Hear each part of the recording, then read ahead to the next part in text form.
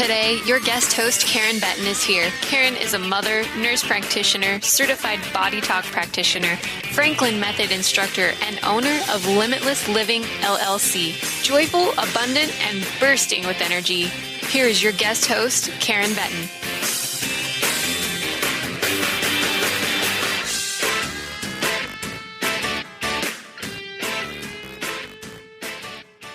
So here I am. My intention, Karen, is to provide information, experiences, science, and stories that ignite the limitless truth of your nature. Podcasts are available for every show on my website, for the shows that I'm on, KarenBenton.com, on Transformation Talk Radio, on thetruthisfunny.com. I'm so honored to be Colette's monthly guest host on the third Wednesday of every month. We invite you to call in live, questions, comments. You don't agree with what I'm saying. You totally agree with what I'm saying. It's all very much welcome. 1-800-930-2819. And I would even like to preface that with, don't believe anything that I say, which leads us right into the excitement of today's guest. I am so intrigued as someone coming from medicine of this idea that no one knows you more than you.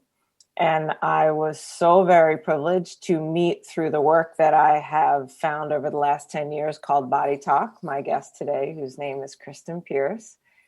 And she took it to a whole nother level. She teaches one of the Body Talk classes called Mindscape, which is really about accessing your intuition. She's a Body Talk practitioner and she is an author. And her children's books speak to me deeply because they really address this growing understanding in the information age that the truth about our paths are found within us. And so with no further ado, I would like to welcome Kristin to The Truth is Funny with me. Thank you for having me, Karen. You have 5 children's books. Which one's your favorite? Oh, dive right into that, aren't we? That wasn't a question I listed. No, you know. Oh, it's such a tough one.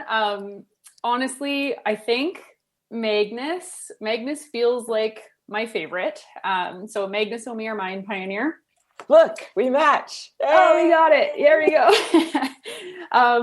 He is Mindscape. Like, this book is Mindscape, right? So it's just how we all have intuitive minds that we can tap into. And there's a whole bunch of people who've done it in the past. This is not new, Einstein and Tesla and all of these really magnificent minds used their intuition in a structured way like this to come up with fabulous ideas that have changed our world. You mean they didn't find their ideas in a book? No, of course not. They didn't just read every book known to man and then come up with what was in the book and repeat it out? Yeah, no, weird, right? Really where innovation comes from, though, when you look at the scale of what some of these people created, and it's just mind-blowing. And so in the back of Magnus, this is probably my favorite part. I'll just show it to you. Let's go. There are 20, I call them marvelous minds, and they're real people, and they talk about who they are, what they did, and also I call them mind hacks. So what they did to get into the state of mind to come up with their ideas. And so, yeah, that part was really fun to share, and I don't know, it's so inspiring to me to share that, right? Like committing to exploring the path that innovators took. Right. How can it not ignite your own innovator in you, right? Exactly. And that's kind of the point of Magnus, right? He's a mind pioneer, and to show kids that they can too. And then we've got all of these resources to help, like external ones they could get off my website to use in classrooms and just help ignite their own imaginations and help them see that they can create whatever they want. Or whatever they don't know. What about that? Yeah. Right. Well, whatever they come up with in their imagination, even if, maybe their parents or their teachers, they're like, that's a nice idea. And it's like, no, go for it. that like Einstein was failing school, and that, right. And his mom, not his mom, his teacher wrote home that, it wasn't him that was going to end up in jail or something like that, that he, that this idea, with, and we have so many labels and identities for so many different things.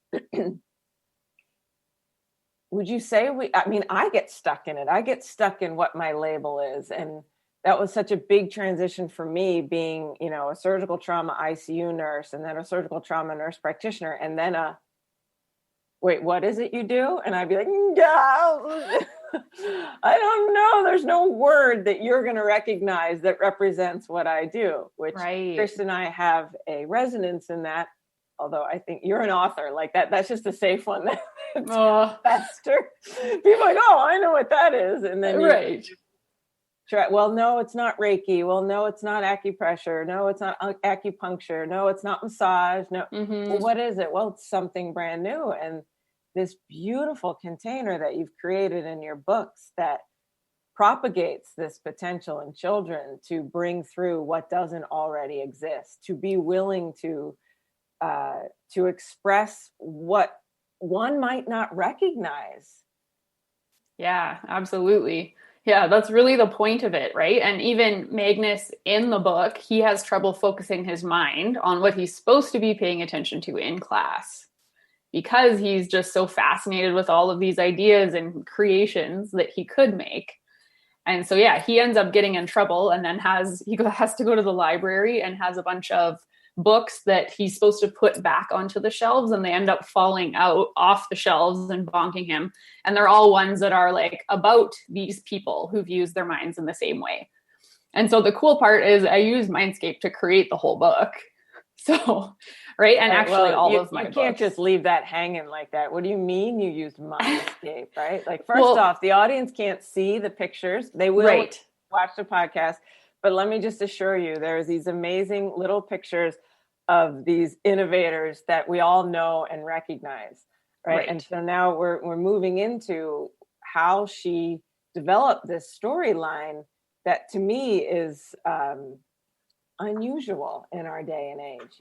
There is some stuff coming up from mindfulness, but I would argue this is not mindfulness. This is beyond mindfulness, because you are doing the opposite of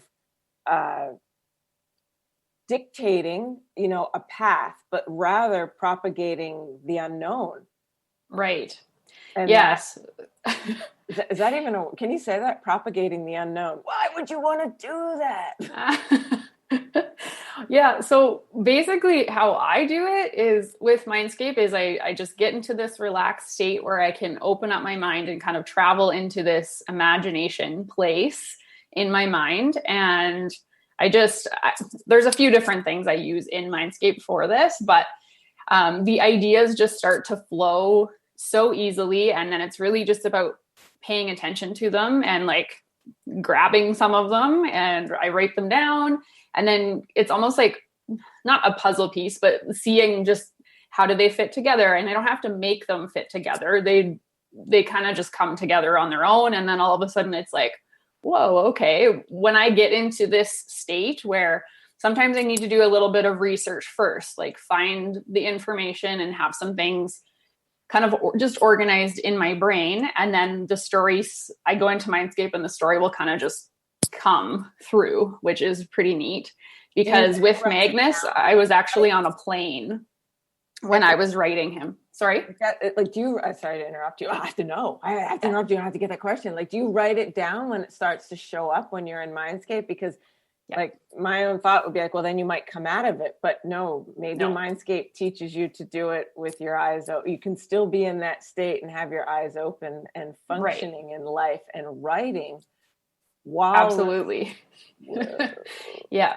Yeah. So, and actually one of the places where I get in my zone the best is on planes. Like when I'm flying somewhere, I think because I'm unplugged, right? So I just have you can't go do the dishes when you're on a plane. You can't, change a dirty diaper. You can't clean the bathroom. You can't do it's impossible. Yeah. I know. I find the same thing. Like, it's like, there's nothing better than for a mother to be trapped. Her mind will go absolutely wild, and I often will do that, put myself in a car if there's things I need, like writing in particular is something that I would, suddenly the laundry becomes very appealing when I have some writing to do, right. Any distraction from an entire month becomes way more important than, describing what I do, right? Which is right. Yeah, for sure. So it was neat because actually when I was writing Magnus, like the whole plot came together when I was on a plane, and I pretty much like wrote the whole book while I was on a flight. And yeah, that's not uncommon. So Hazel Mist, Hypnotist is my newest book. And and about a year ago, trying to remember, I was sitting in a coffee shop and I wrote the whole thing in about 2 hours. And yeah, so that's one of my other favorite books, because Hazel Mist Hypnotist is really about the power of our belief systems. And so Hazel becomes fascinated with hypnotism when she watches a hypnotist on TV, and she wants to learn all about it. So her parents don't know anything about it. So she has to go to the library and start reading and learning and trying some things. And eventually she starts practicing on her friends. And then she just starts to notice some things as she has her friends hypnotized, like, their behavior changes, or they don't have the same, they don't hold themselves back in the way that maybe they did when they were not hypnotized. And so the more she learns with the more practice she's doing, she starts to see these pieces. And so she ends up with her final show taking things way deeper, where it's like, she's actually telling them like, hey, if you didn't have these blocks when you're hypnotized, do you really have them at all? Say that again. So yeah, she goes, if you don't have these blocks, like these mental blocks, when you're hypnotized, then do you really have them at all? Like, do they even exist at all? Because if they were blocks, they would be there all the time, no matter what. Right? So she saw such change in people's behaviors. Like I see here, this is the one that I love. Like, Did you notice, sir? You forgot your knee pain. Mm-hmm. These subtle little, we think it doesn't go away, yet something so simple as being hypnotized or even sleeping, right? Where if you want to, if someone's still caught in the idea that hypnotism is for magicians and in some way is child's play, I think that that's really what we're up against for at least many of us adults is that the things that actually create innovation are often in our modern world have a negative connotation or in some way. And here Hazel, which for a moment I thought her name was Maisel, the show I've been watching, but thanks to my daughter, but I love the name Hazel. But so where'd you get her name? It just showed up. Yep. Just Mindscape. I don't know. Most of the names, there's been a couple times where like for the Omir last name where I knew what I wanted the first name to be. And I have looked through baby books before for Magnus and Mava just to see what their names meant too. Yeah. So there's some meaning in that. Hazel Mist just like came and I was like, all right, that's it. But yeah, it's pretty neat to be able to share that book with kids. It's obviously deeper, but it just helps them ask some questions, like question some of your things that you're thinking about yourself or others or whatever, right? We get so attached to our thinking, or even like you can see people get attached to their pain or get attached to their symptoms or get attached to their conditions, right? And that's going to make it so that can't change for you. Or attached to their identities, Yes.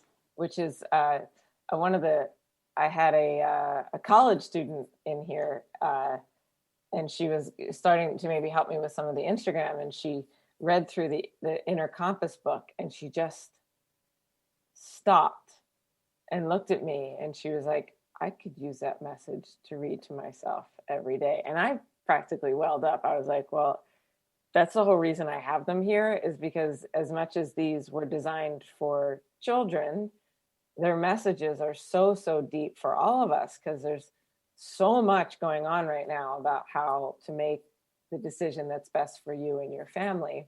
Right. When there's, that may go against what the rest of your family agrees with, or your Right. neighbors agree with, or your community, or, even your career, and what to do then, and what would Hazel do? What would she do? Right. Absolutely.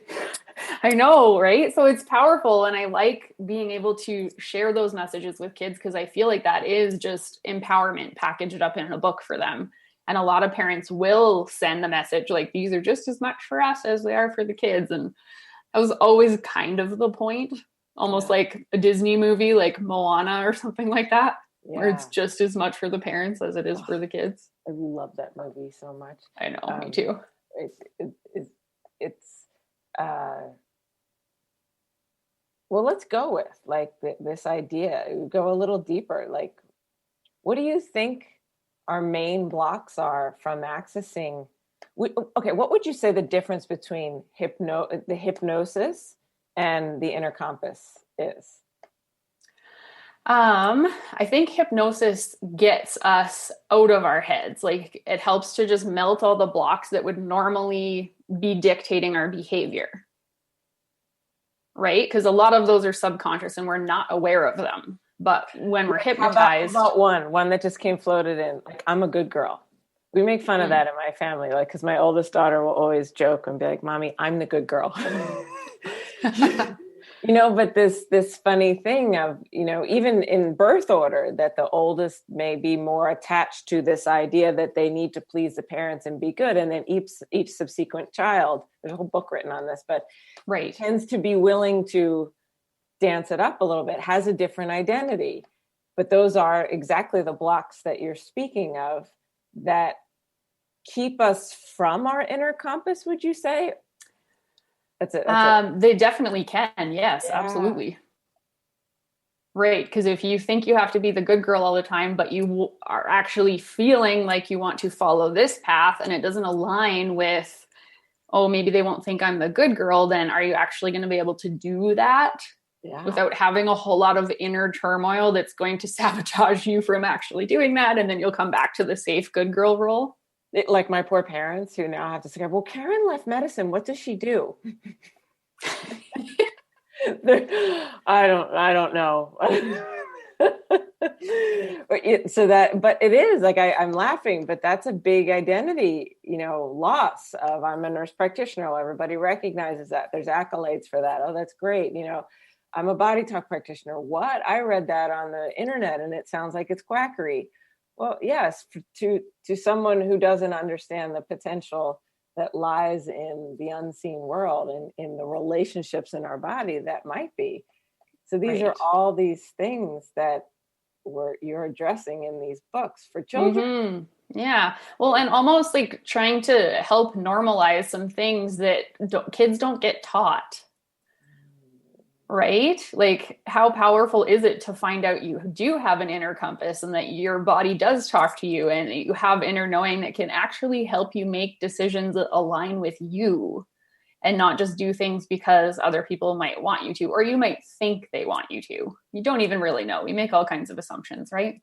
It's so, so, so true that we, and I think particularly as women, we fall prey to that because I think we tend to be, particularly certain times of the month, more in tune to our own, to that sense feeling.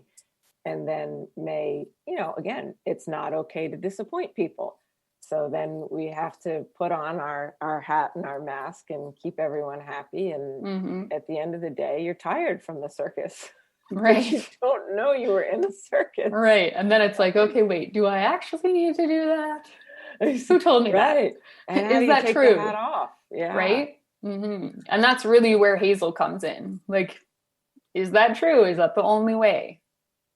And she starts to see and be able to point out to people the things that they may not even be aware of that are changing in them. Right. Isn't that right? Yes, absolutely. So here, I'll show you this picture. I know not everybody can see it. But you can see it on the recording because you can see it on the recording. Yeah. So here, Hazel, she's pulling back the curtain is one of the other little analogies kind of put in there. But if you think, this is what she says, if you think you can't or believe that you can, your mind is determined to stick to your plan. But all of these blocks you believe to be true are not in your way. They don't have to stop you. So pull back the curtain and then shine a light on the limits and blocks that just don't feel right. So she's pulling back the curtain, and then there's blocks here, and they all have words on them. So some of them are labels, some of them are emotions. Come on, let's put some of them. Okay. Blame is a big one, right? If we're not. Blame, inner critic, the ego, obstacles even, right? Like things that we tell ourselves are in the way. Lack, excuses, failure, like fear of failure. There's even like, oh, I'm too young or I'm too old. Yeah, I'm too young. That's such a big one. Or I'm shy, or self-esteem stuff, or even just all the emotions, anger, worry, guilt. Guilt can be a big one. Yeah. And then over here, but what you're saying is there's nothing wrong with being shy. But right. If that's the only available expression to you, or you think you have to be that all the time because you were told and that was been reinforced, and you don't want to be that, or you have something to say, but you think you're shy. So, I can't because I'm shy. Right. Or what you wanted to happen didn't happen. And then you just say, oh, it's because I'm shy. As opposed to, sort of widening the perspective. Like there's just so much. It's almost like just like creating space, in these, which it's. Right. For possibilities, right? Opening up to possibilities by questioning some of the things we think are in our way. Right. So then over here, if that's all it takes to melt fear and break walls, were you ever restricted a little at all? So question your limits, then shoot for the stars, because the big dreams we dream are meant to be ours. So then, on this page, what they're doing is they're taking some of those blocks from over here and they're breaking them. And it's quite easy, actually, which is funny. I'm like, they're just foam blocks. Like they're really easy to break, but they look like blocks if you don't ask questions. Right? They look stronger. They look heavy and they look like they're cement. And then exactly when you get closer, or they transform even as you put your hands on them. Oh my goodness. Yeah, I know. So that one, there was definitely some hesitancy at times for me for sharing that. Cause it's like, how's this going to go? But it's like, no, it came to the surface for a reason. Right? Yeah. And have you met any resistance with it? No. Yeah. Right. That's the other thing. When I work through my own, that I don't even have that as an experience, right? All right. Well, that has to come after the break. That's so good. This idea of, it's not about changing other people, but offering opportunity to others through your own transformation, which is what she just said, right? I address my own issues with whatever's arising, and then watch how that doesn't. Whoa. Let's address that a little bit when we get back. Not a little bit, maybe a lot of it. Let's just dive in deep when we get back from the break. Thank you all to the community for listening in. Getting excited about the potential for our children, getting excited about opportunities, getting excited about these beliefs and the opportunities that they hold, and then honoring the talents of someone like my amazing guest today, Kristin Pierce, who's taken these profound ideas and put them into books so that children have access to these expansive opportunities just before bedtime, maybe. All right. When we come back, we're going to look at what we were talking about, transformation through self.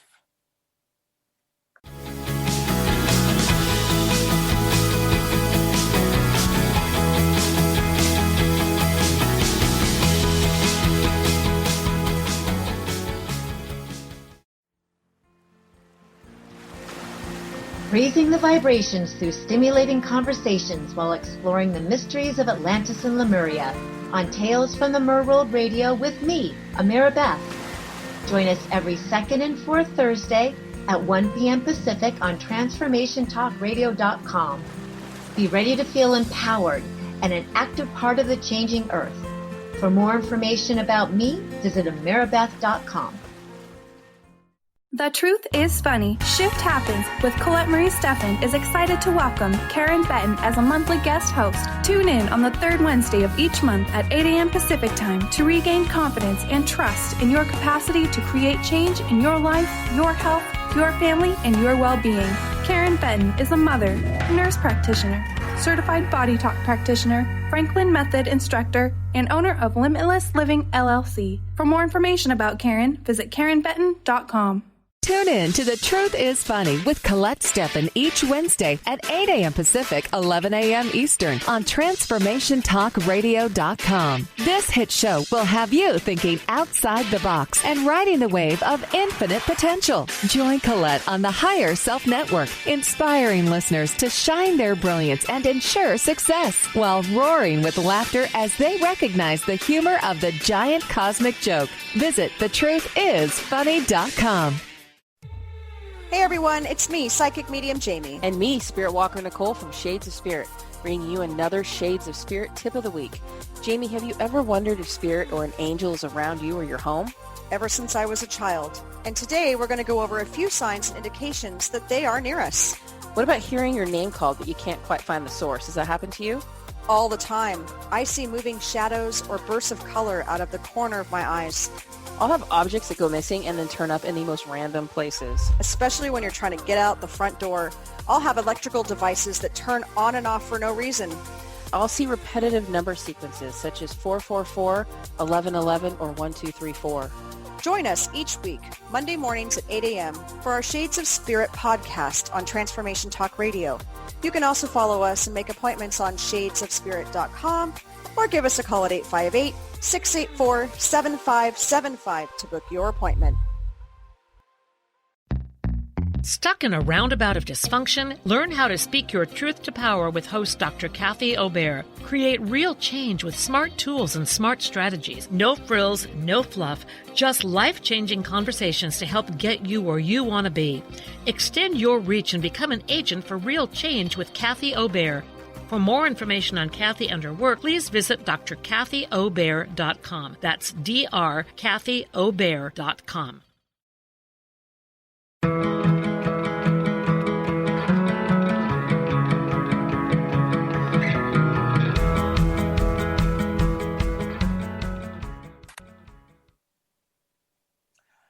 You are listening to the Truth is Funny radio show on Transformation Talk Radio. My guest today is Kristin Pierce, and we are discussing her incredible foray into authoring books for children that have many themes, but I think the inner compass is a theme that is threaded throughout all of them, looking within for solutions, finding your own way in your life experience, utilizing your own unique expression, your own unique characters and qualities as something that you check in with regularly as a tool for guidance to transform your path, to move your path forward to whatever it may be. And please call in if you are so inclined, 1-800-930-2819. We love comments, we love questions, we love suggestions, we love anything. Just say hello. We'll take that as well. So right before the break, Kristin was speaking about, I had asked her if she had ever gotten any challenging feedback with her books, because some of the ideas are, I think the way we're speaking and presenting them today, they seem quite natural, but they do fly in the face of the premise of really some of the basic tenets of our educational system, right? That you need to learn other people's information to take a test and prove that you know it and that you understand it. And so much of our childhood is based on performing that task over and over and over again. And here she is presenting these amazing books that are celebrating imagination, celebrating daydreaming, celebrating hypnosis, celebrating what we can sense and feel. And so we'll just go back. And I said, did you ever receive any challenge or negative feedback from the themes of your book or whatever you did?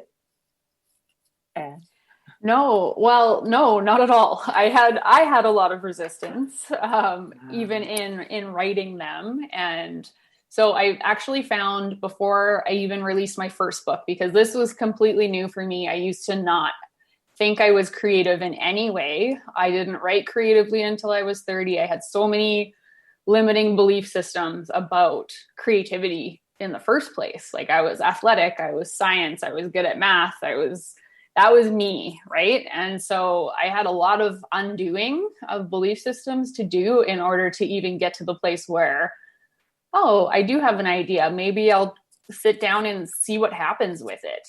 Like, that was not me for so long. And so then when I did write my first book, I was like, oh my gosh, like, what am I going to do with this? And I sat on it for quite a while until I had somebody challenge that belief. Like, I was talking about how we get in our way all the time. And I actually had a Mindscape student challenge me. And I was like, okay. So once I looked into, okay, what am I going to do to actually self-publish this book? It was quite easy. Like, right? Like, just how are blocks? Oh, hey, that wasn't actually a block. And so I did have resistance before releasing my first one, because I was like, okay, this is about inner compass and intuition. And oh my gosh, like, it was scary for my ego. So I actually eventually, I avoided it for a while when I got my copy in my hand. And then eventually I had to have a little date with my book where I like sat down, cleared my schedule, and like looked through every single page and actually read it out loud to myself, because I was really uncomfortable with it and the thought of sharing it with people. And so I had to, do some work to get through some of those things. And I've had no resistance, but I've actually had to do that with every single book. There's been different kinds of resistance that show up before I'm actually ready to release it. Yeah. And so by working through those things before I release the book, it has been really amazing, because then I'm working through my resistance and I don't have to have it show up externally and kind of get pushed in my face, right? Because it's like, okay, I already knew that was there. And instead of avoiding it, let's actually lean into it, investigate it. And then and then you don't need to have those experiences. But if you do have like if I was actually having resistance show up from people, then it would be like, okay, where am I actually still feeling resistant to this? And what more do I need to unravel? Oh my goodness, listening to you, I'm starting to yawn, which maybe we should tell the audience. That's not a sign. You're bored. I'm just kidding. I was like, oh my goodness, a yawn, because I'm sort of scanning my own life of like, even like the radio shows that I do, how much effort I put into promoting them, and having an awareness of my own resistance to putting my own work out there. And so listening to you talk, there's so much wisdom behind the words. So kind of like you said, you sit with it, and then all of a sudden I'm going to yawn now. Your body gives you this opportunity. How do you describe yawns to your, students and your clients? I would say that it's a lot about processing, right? Like, your body is actually trying to, like, your masseters are such a muscle that help you chew and digest and work through concepts and ideas, and not just your food, right? Emotions, thoughts, all of those things. So sometimes we need to be stretching them or contracting them to help things move through our bodies, throughout our minds. So it's like really that digestion and that processing of new information. How hilarious that it's such an expansive experience, yet under this umbrella of disrespect, and you're showing that you're bored, and yet it's such a natural inclination in the body, particularly when you relax and you really start to receive what's happening. Your body will do exactly what it needs to help you support it to come through even more. And yet we as a society have sort of mislabeled it, misrepresented it. So it's always a funny thing for me where I'm trying to, make my clients feel comfortable about it, or my students feel comfortable about it. Like, no, I see you are. You don't need to cover your yawn, right? So parents, if you're reading these amazing books to your children at night and they're yawning, it might not just be because they're tired. They might be really receiving the information on a deeper level, and their body supporting the mechanism which helps them process it and receive it even more deeply. Well, I kind of lost what I was thinking about, other than, why I love doing what I do, which is, as you have these intimate conversations of the experiences that we have in life, and you share the challenges, you give each person an opportunity to see some of the restrictions that they may be ready to move through. And right. Again, the other thing I love about this book, if we kind of tie it, or not this, but all the books, is if we tie it around to the current world is very much about the immune system and very much about supporting, well, maybe not so much about supporting health, but those of us that want to do that are foraying into this, how can we support health in general? And we know that being in the fight or flight experience, right, being scared, being fearful, shuts down the immune system, right? It's just a natural, you can't be both. You can't be in protection mode and you can't be out there mode. And so leaning into is what you were saying. I leaned into the fear. I leaned into my own resistance and how that created this sort of release, which we could say, or healing. Yeah. Mm-hmm. And that moment, like a yawn, right? You do yawn, right. you feel the relaxation that comes across your body. Mm-hmm. That immediately you've shifted from fear and protection into openness and reception. Right. Expansion. Yeah. And the body like recognizes it without you thinking about it, right? You didn't think, oh, I need to yawn right now. Like the body just did it. Like I'm on a radio show. It's not really the best time for the host to be yawning. But what if I could just say, my natural intelligence knows more than me, and than me, maybe my mind or my thoughts. Right. Right. That's what for sure. So even just teaching kids that they do have an inner compass can help them get connected with it. Right. And it's so powerful because you can see that kids can then start to pay attention to what their body is telling them, or pay attention to their ideas or their feelings that pop up, even if there might not be an explanation for it. Right. Because usually that's how intuition works. It just comes. And so being in tune with that, it's been really neat just to see, like, even with my kids, watching how, my daughter she'll just say things without filtering them, because a lot of times we get taught that we need to filter things. And so it's really interesting just to watch them honor that inner wisdom. Yeah. Yeah. And so there's just, I don't know, they can learn, like, by knowing they have an inner compass, they can learn how to listen to their bodies. Like my kids ask if they're not sure how to make a decision about even what to have for breakfast. It's like, ask your body what it wants to eat. And so they'll actually like say out loud, hey body, what do you want for breakfast? And it's really funny because my 4-year-old will do that. And then he'll be like, oh, okay. And then he'll tell me what his body told him. It's just so funny. And I'm like, awesome, good job. And so then it's like, hey, I need to go shopping. I'll be right back. Yeah. Right. But it's really cute because they'll be like, my mind doesn't know what I want for breakfast. Like, I don't know what I want to eat. But if I check in with my body, it's like, okay, I'll have this. And just, I find when we teach kids to honor just what their intuition's telling them from a young age, it makes it a lot easier.